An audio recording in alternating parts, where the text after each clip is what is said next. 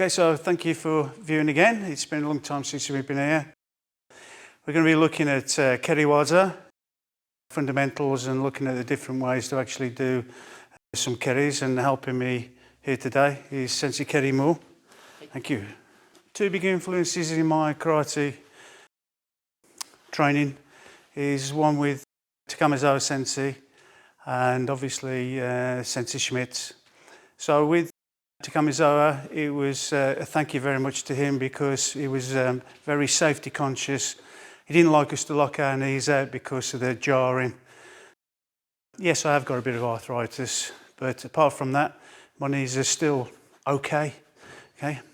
Sensei Shiomitsu, what did I learn from Sensei Shiomitsu, Keri Waza? Quite a lot actually. The main thing that took away from him is that when he was younger and at the university in his karate days, one of his senpais came up behind him and kicked him in the back and caused quite a devastating injury, which I don't think he ever recovered from. So what did he do? He actually adapted his keris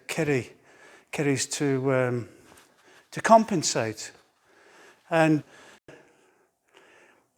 I'm not a natural keri because I'm an Anglo-Saxon physique, long body and short legs, which doesn't lend itself to kicking Jodan.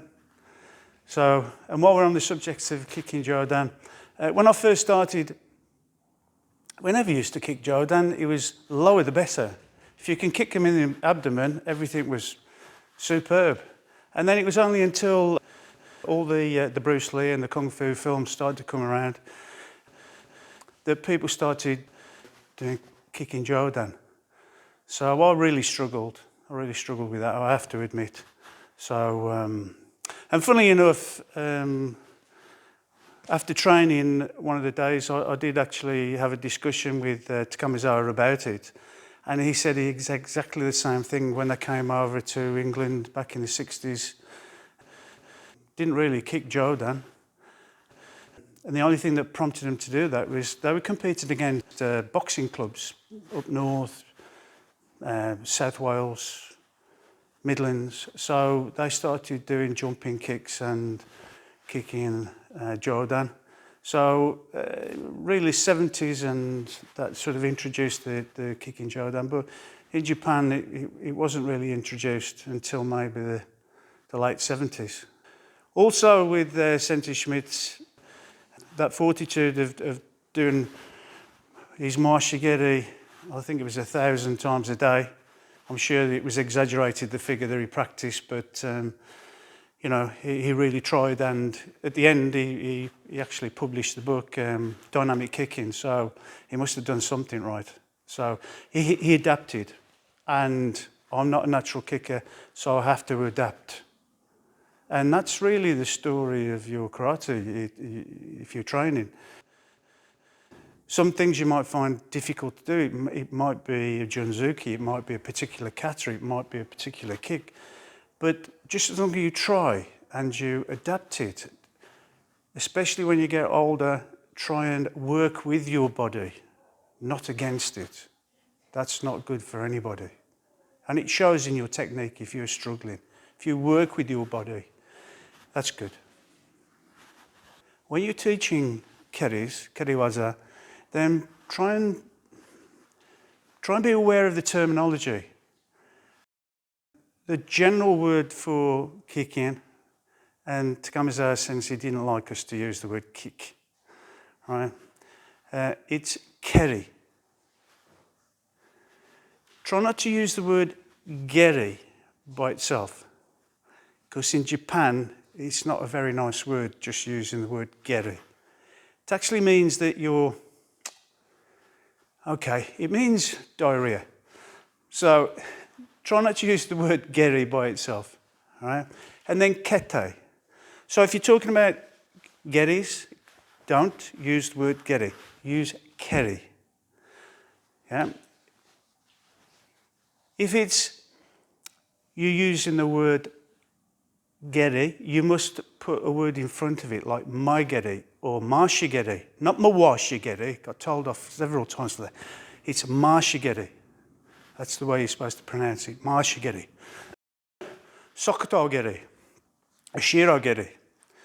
If you're using the word kete, then it's the keri before the technique. So kete junzuki, kete gakuzuki, kete junzuki no tsukame, kete gakuzuki no tsukame.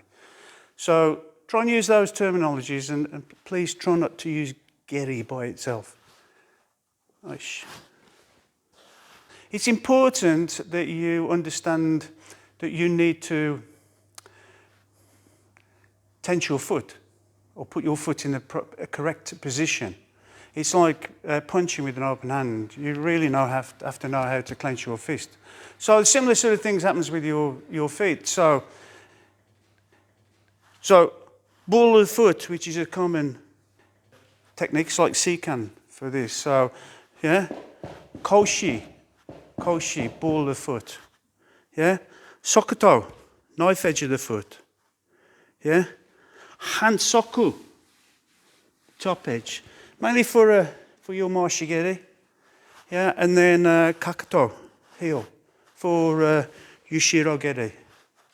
So try and remember those names. Try and exercise them. So with your exercises, you can use ball of the foot and then stretch your Achilles. Ball of the foot, Achilles. Ball of the foot, Achilles. And also, when you go back on the Achilles, it's good to try and, not wobble, but to try and find your centre of gravity. And your toes, try and make sure you work them backwards and forwards. Next one is sokoto.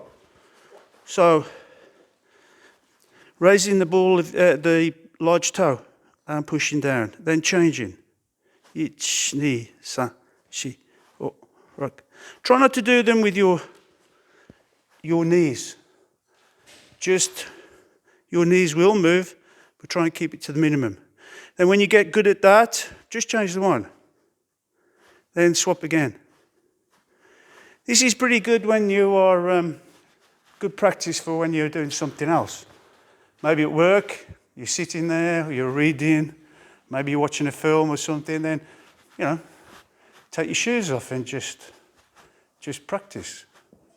Find the time for it. You can always find the time for this. Yeah? So work on your feet because you need to tense them. You need to position them, ready for the impact, depending on which keri you're doing.